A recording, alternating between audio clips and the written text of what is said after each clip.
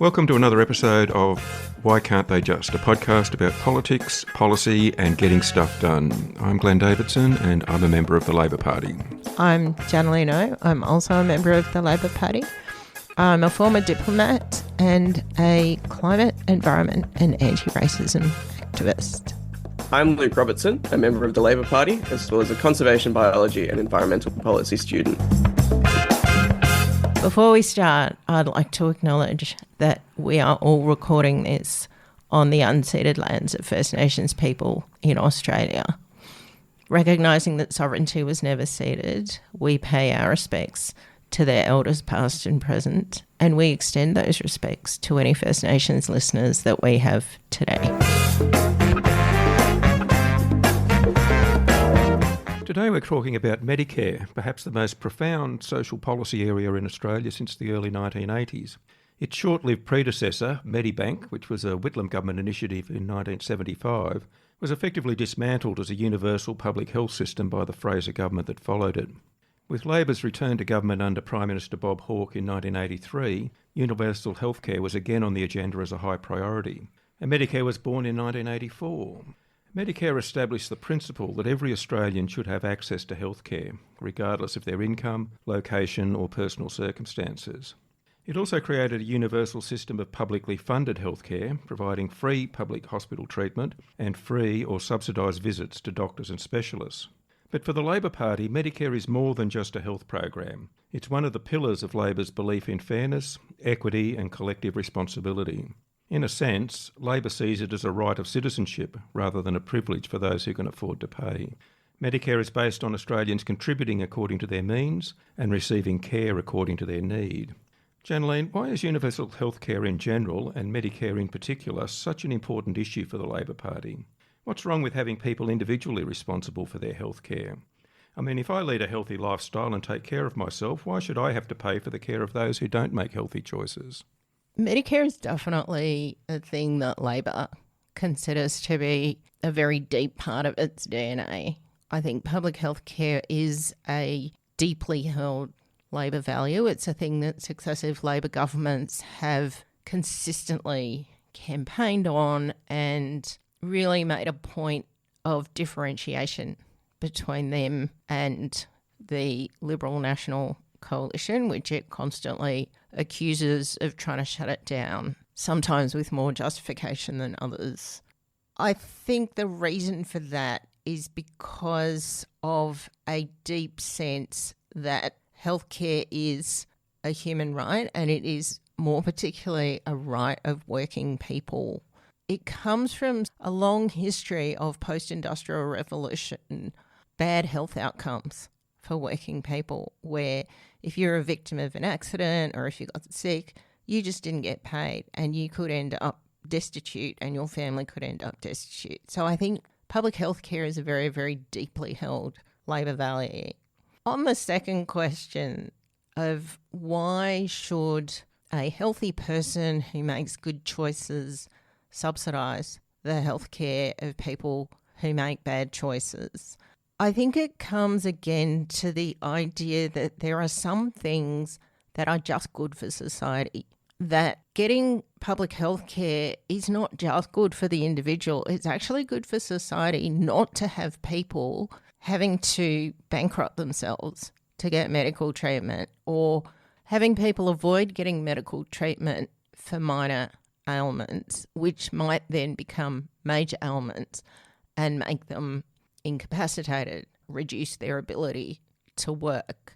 So from a purely transactional societal point of view, I think there's a really strong case for public health care to maintain productivity in the economy. Coming at it from two sides, one is a kind of rights-based, looking after the individual worker who may, for reasons beyond their control, end up needing healthcare, and therefore the public healthcare system is there to support them. And from a kind of cold-hearted economic productivity side that says it's good to ensure that people maintain their productive capacity. My question there was somewhat tongue-in-cheek, although I have heard that question expressed in exactly that way on radio programs unlike this one. And I think that economic argument is one that holds force because, as we see in the US, healthcare is often provided by employers for their workers because they recognise that economic value to them and hopefully the broader society of having people cared for when they need medical assistance. Our system, of course, being universal as it is, means that people do not need to renegotiate their healthcare arrangements every time they change employers. I think the other argument, just taking the US as an example, is that having healthcare supplied by employers and having people dependent on their employers for healthcare actually also in itself is a productivity sapping measure because it means that it increases a point of friction for people to change jobs. So someone might hang around in a job that they're not that great in or they don't particularly like, or they give up a better opportunity somewhere else because they're worried about losing their healthcare. And this actually happens in the US, and it is a brake on productivity. But I mean, I think the biggest reason is that you have so many people in the US with really, really chronic health conditions. You have terrible poverty that is specifically driven by a catastrophic illness that people cannot afford to have treated. And I think that's not an example that I think we want to replicate in Australia. And of course, all those healthy people that have made good, healthy choices who are complaining about having to pay a contribution towards the cost of Medicare do, of course, benefit from having a broader population that is healthy and productive and able to continue to contribute to society. So they do indirectly benefit, the same as they do from public education and defence and law and order and that whole spectrum of services that are provided by government. So it is a little bit disingenuous to disaggregate health from everything else and say, why should I pay for somebody else? We really should be above that in Australia, and I think sometimes we are, sometimes not so much perhaps. I would just say again to those people who say, I have a healthy lifestyle, why should I subsidise someone else's healthcare? I have a healthy lifestyle. I fell off my bike and smashed every bone in my elbow a few years ago and had it fixed by the public health system. I eat well. I haven't drunk alcohol since 2003. I ride my bike every day. I had an accident, and because of Medicare, I was able to get it fixed very, very smoothly and at no cost to myself. So even if you have a healthy lifestyle, bad things can happen to you.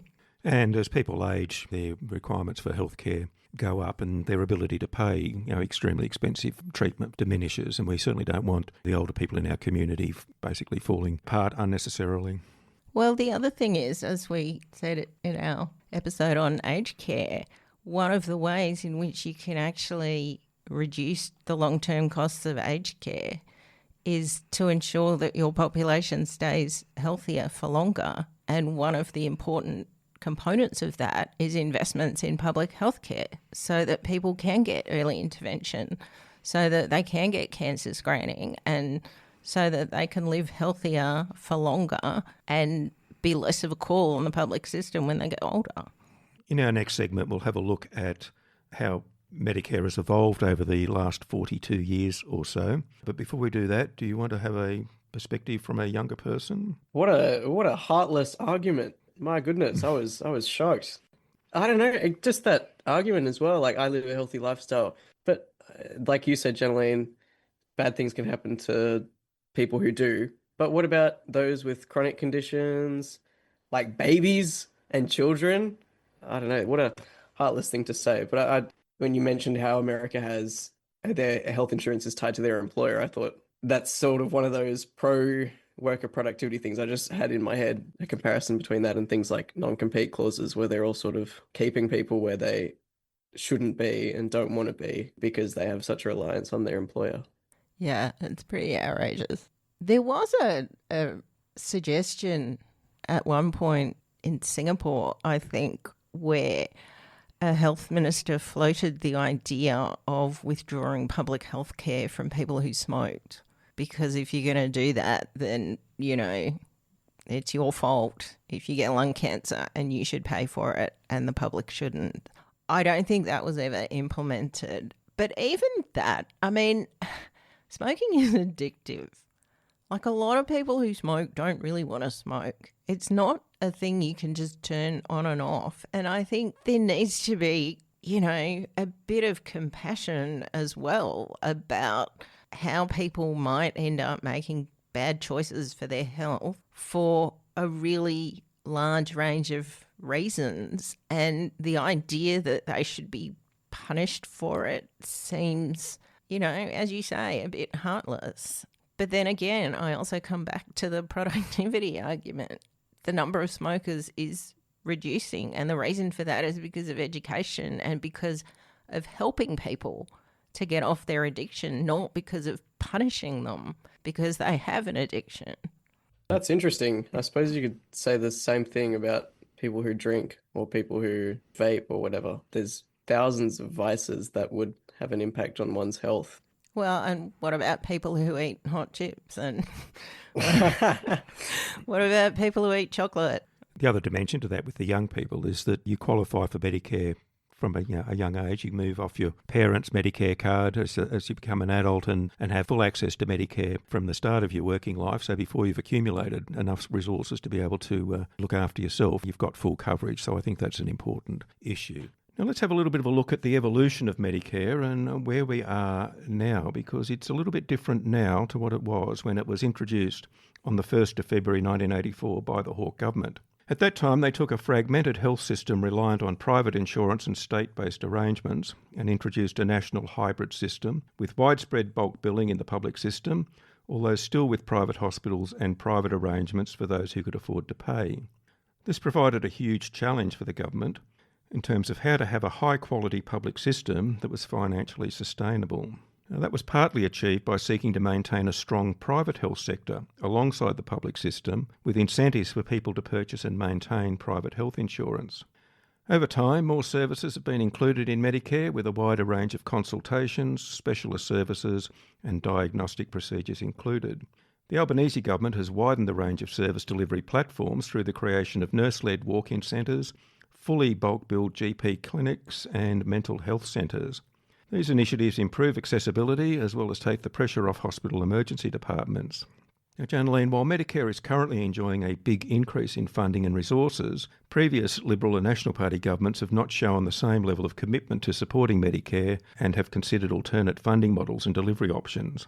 Is Medicare in its current form really the best option for Australia and Australians?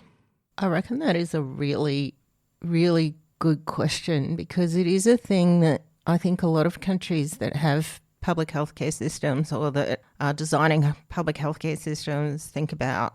There are different models. In the UK, the National Health Service directly employs doctors and then allows those doctors also to provide additional privately funded services to people who can afford them. In European countries, I think there is a mix between direct employment of doctors by the state and the kind of system that we have here, where the government basically pays doctors a fee per consultation, and then the doctors can either charge a gap or they can provide private services. There are pluses and minuses in all of those models, and all of them have struggled to contain costs because healthcare is expensive and people need it. I think the current system does need a bit of a review, and certainly the Health Minister, Mark Butler, has indicated that he wants to do a comprehensive relook at Medicare. And one of the key things that he's identified is that in the 1980s, Medicare principally dealt with one-off or acute conditions. So someone would get an illness, go see the doctor, get it treated, get better. The health profile of the population now, partly because of ageing, is much more towards chronic illness, and that needs a different type of care. Another issue is the emergence of mental health as a serious health concern, which obviously makes it harder to do things in 15-minute consultations. So I think the funding model does need to be looked at, and I think doing things like the bulk billing incentives where you actually create incentives so that doctors and clinics can provide fully bulk billed services and not feel shortchanged. One of the things that the Australian Medical Association has called for a very long time is a review of the Medicare rates and how they're applied, and how you take into account that a lot of the consultations are now more costly, longer consultations. I think the walk-in clinics and the nurse practitioners and the advanced practice nurse model is a very good one. And I think allowing pharmacists to write and fill prescriptions for minor ailments is also a good idea, because doctors are very expensive. And so being able to push medical treatment and medical decisions as far down the skill ladder as you possibly can means that you will save money. Even though advanced practice nurses are also highly skilled, they are cheaper than doctors. So it makes sense for them to be able to diagnose and treat illnesses up to the level of their capacity. If the nurse sees that the condition you've got can't be dealt with by them, they can send you on to a doctor. But what it means is that many illnesses or minor injuries can now be dealt with by a lower cost health professional.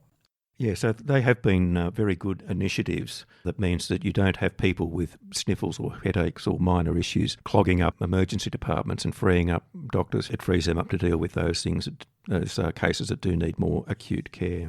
The other aspect, which is a very fine balancing act, is the whole funding model, because Medicare is a hugely expensive policy to implement, and it is a hybrid system, as we've said, and it does rely on those people who can afford to have private health insurance taking out their private health policy and having all of those people who can afford to pay for their elective surgery, doing that in the private hospital system, so you're not clogging up public hospitals with that and leaving the public hospitals for those who do rely on the Medicare system. But as the cost of private health insurance is going up and real wages are currently either not growing or are sliding, more and more people are giving away their private health insurance and thinking, I will just rely on Medicare. That may not end well down the track if it keeps going in that direction. What can the government do about that, do you think, Janaline?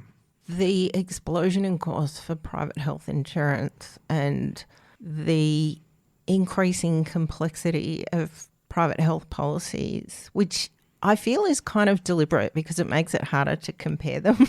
And so they can kind of get away with having bigger exclusions or bigger excess or limits on how much they will cover. I think that is a system that really is ripe for reform as well. I think the government probably needs to be a lot bossier about looking through those policies and developing a system to make the private health insurers present their policies in a way that makes them more comparable, and potentially develop tools like online web comparator tools that enable people to compare private health insurance more easily. Another aspect of that, and one of the things that's partly driving that increase in the premiums for private health insurance policies, is specialist fees, some of which are completely outrageous and way out of control, where they're charging fees that are well in excess of what is a fair return on their expertise and the time that they spend with their patient. That's fairly difficult to get under control, because the private health companies, private health insurers will pay a certain amount, then there'll be gap fees for wealthy clients, so they can pay that, but not everybody can necessarily pay those big gap fees. So quite sure what the answer is to that, because again, they're a private market. It's up to them to charge what they want for their services, and people will pay it if they can, but it does add to the overall costs of providing that expensive medical care. So Whereas the Albanese government has done a lot with Medicare, it's really breathed a lot of life back into it because it had become pretty moribund under the previous Liberal National government, which had starved it for funds and not adjusted bulk billing fees for several years. So they've addressed that, and there are more bulk billed GP clinics around, including in Canberra, which was a bulk billing free zone for a long time under the previous government. But there's still a long way to go, and as you say, Health Minister Mark Butler is going to be looking into that. I'll talk from experience. I used to have a GP who got to the point where whenever I went to see them, I would sort of be rushed through. I don't know. It just felt like they didn't care as much, and I've since switched to someone else who doesn't do that. My question is, how does the funding model of paying per consultation, does that not incentivize the continual churning through of patients? Are there alternative ways to prevent that from happening? Is it even a problem? Do lots of people experience it? That is such a good point. And I think it is a manifestation of the fact that the previous coalition government basically froze Medicare funding for more than 10 years.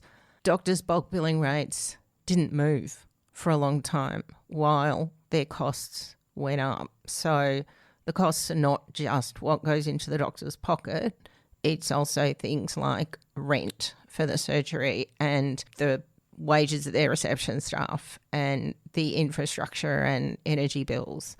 The freezing of the Medicare bulk billing rate that went back to doctors really did manifest itself in a lot of ways for doctors compensating for it by basically condensing their consultations into like 3 minutes instead of 15 minutes because then they could see more patients.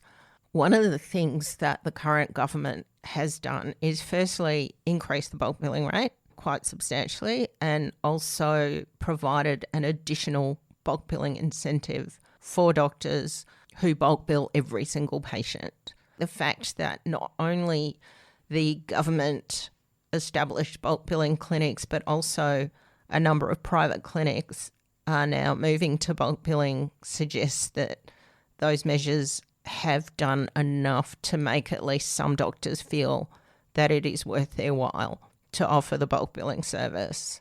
One of the problems is that the nature of illness has actually changed since the 1980s.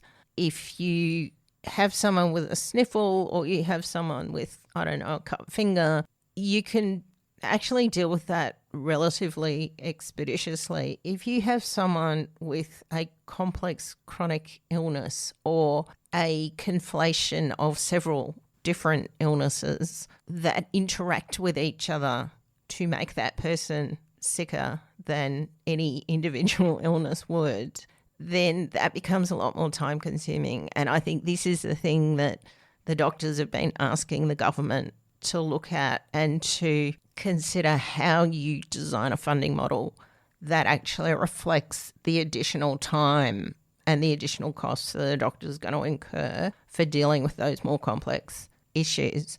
I reckon the specialist issue is one where the government just needs to be a little bit more bossy.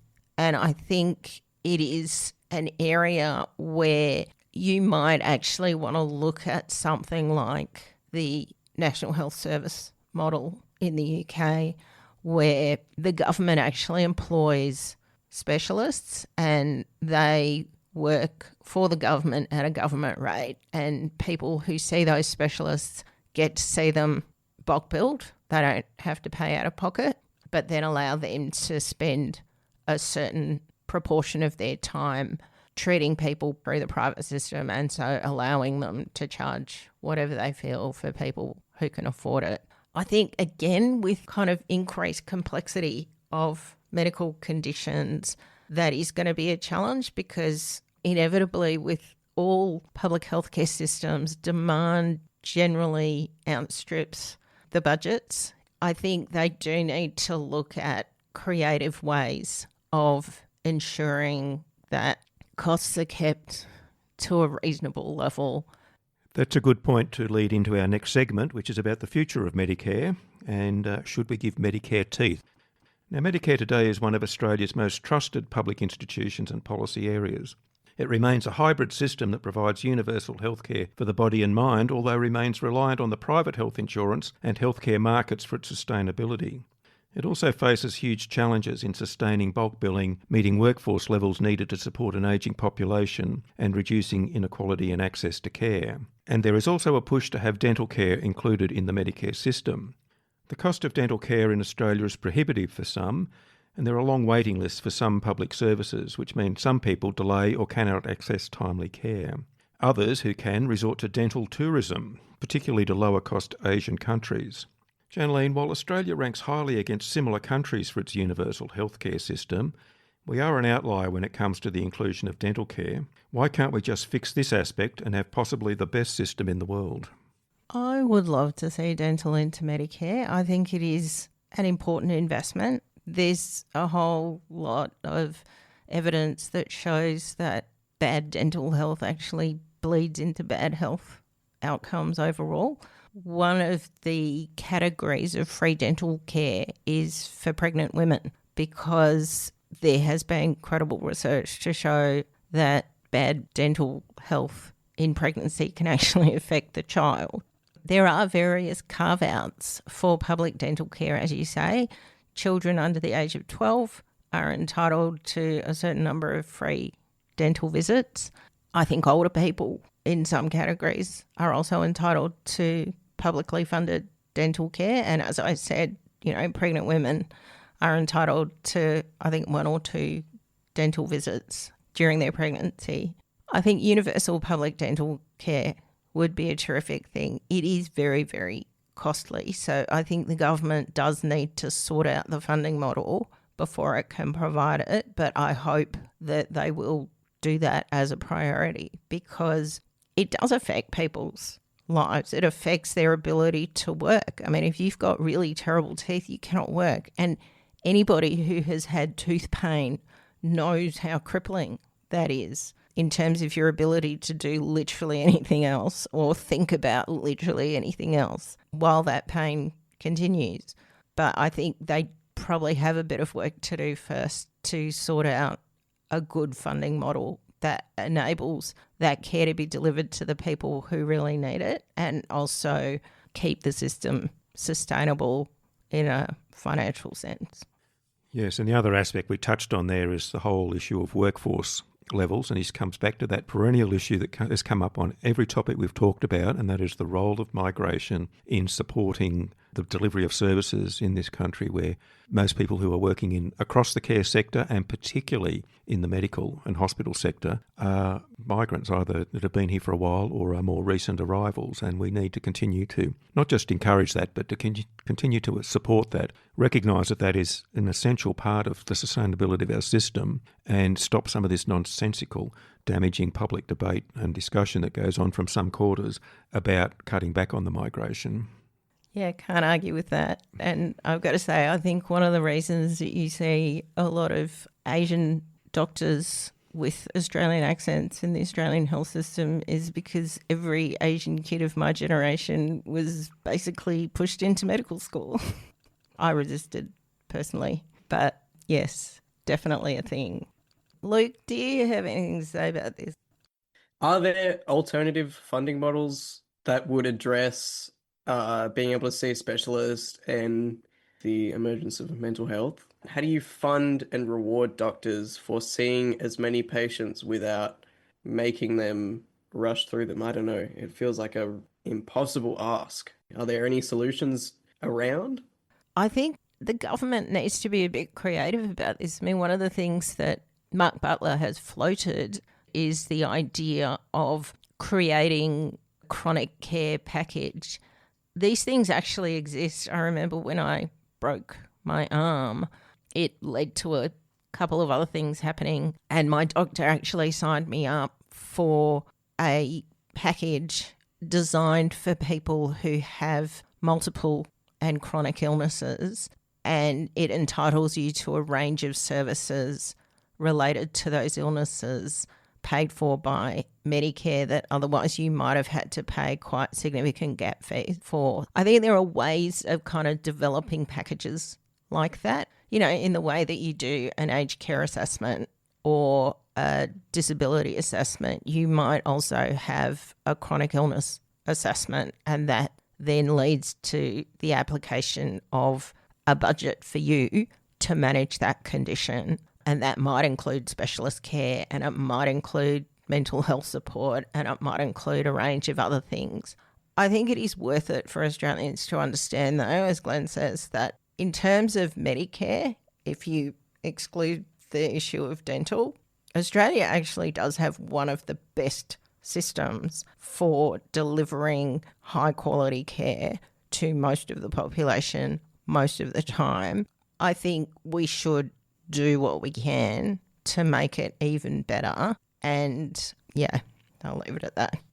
Now that brings us towards the end of our time for today. Medicare is a very big and complex topic, and it continues to evolve. That green card we see brandished around, sometimes as a badge of honour, and dare I say it, sometimes as a weapon in times of election campaigns. But you've only got to see the pride as Health Minister Mark Butler stands up in question time to talk about anything to do with Medicare, with the things that the government has done this time, to see that it is something that this government takes very seriously, is very invested in, and will continue to invest in. Luke, can we have any final perspectives from you first, please?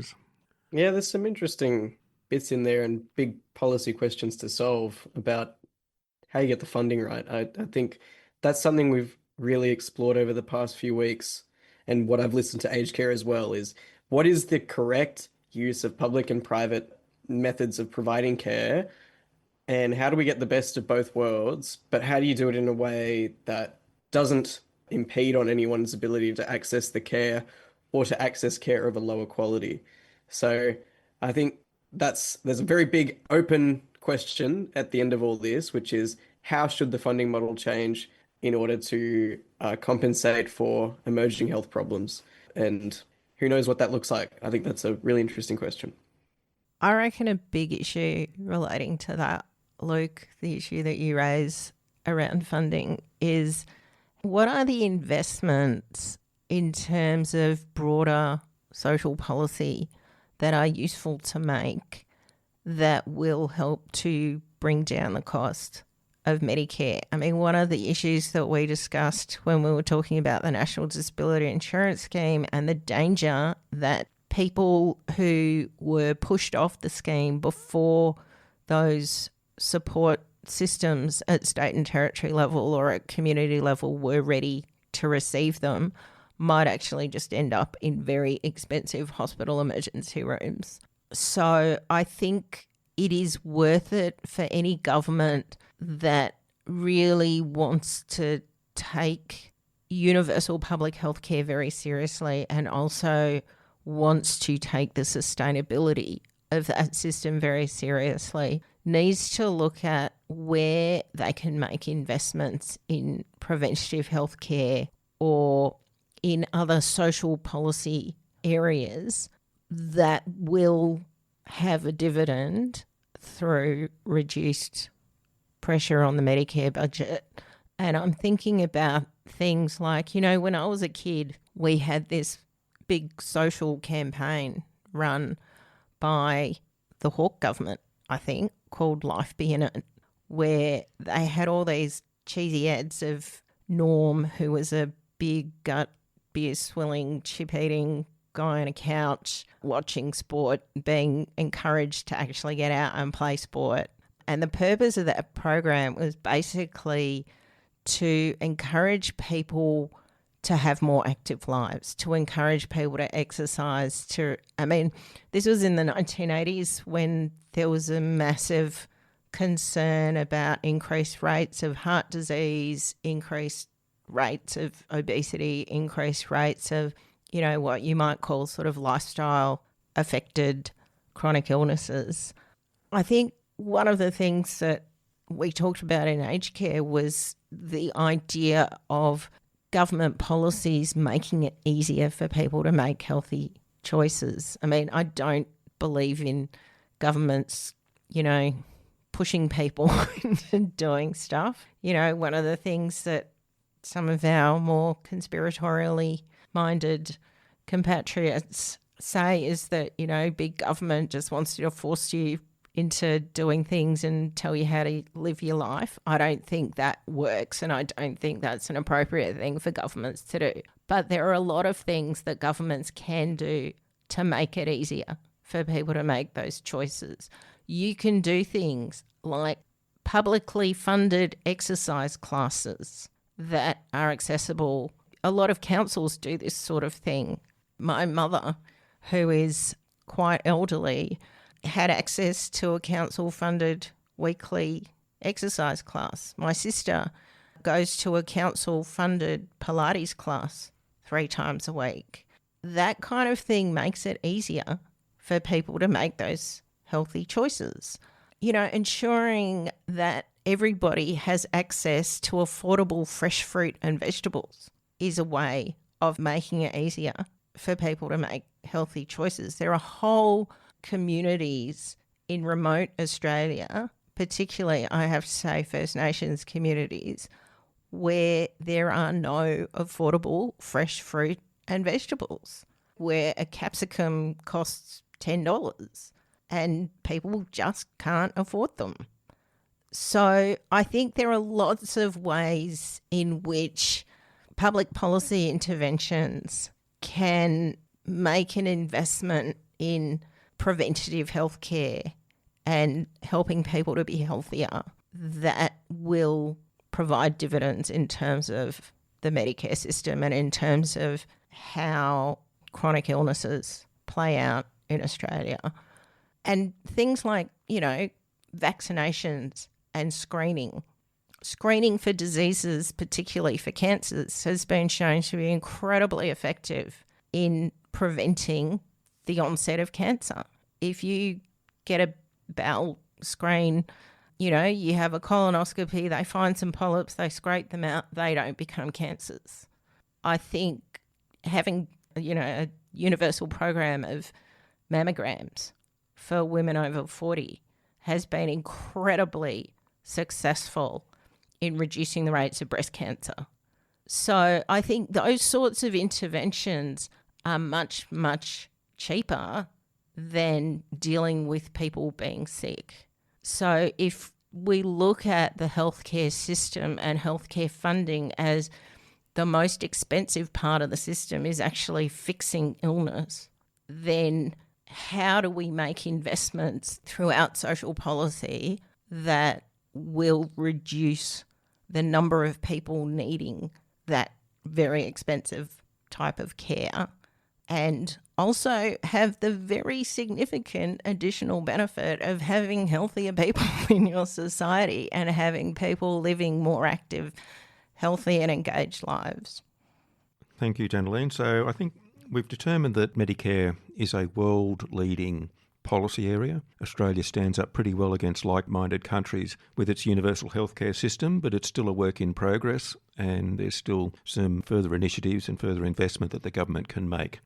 I think the approach that will really help to take Medicare to the next level is for the government to actually do what is pretty hard for governments to do, which is joined up policy and look at social policy as a whole and look at those investments. And that includes including dental into Medicare, because frankly, the government funding 2 dental visits per year for every person in Australia will help to resolve a lot of medical issues as well.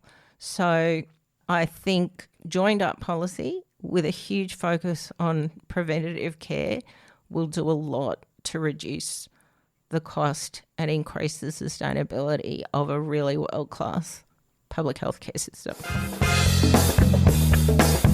That was another episode of Why Can't They Just? The theme music that we use for this podcast is a piece called Insurrection by Pierre, Chrétien, performed by the Soul Jazz Orchestra, courtesy of Do Right Music, Inc. You can also hear us on Canberra Community Radio 2XXFM 98.3 on Tuesdays between 6 and 7 or via 2XXFM.org.au. If you like our work, consider supporting us on Patreon via our website whycan'ttheyjust.com.au. I'm Glenn Davidson. I'm Luke Robertson.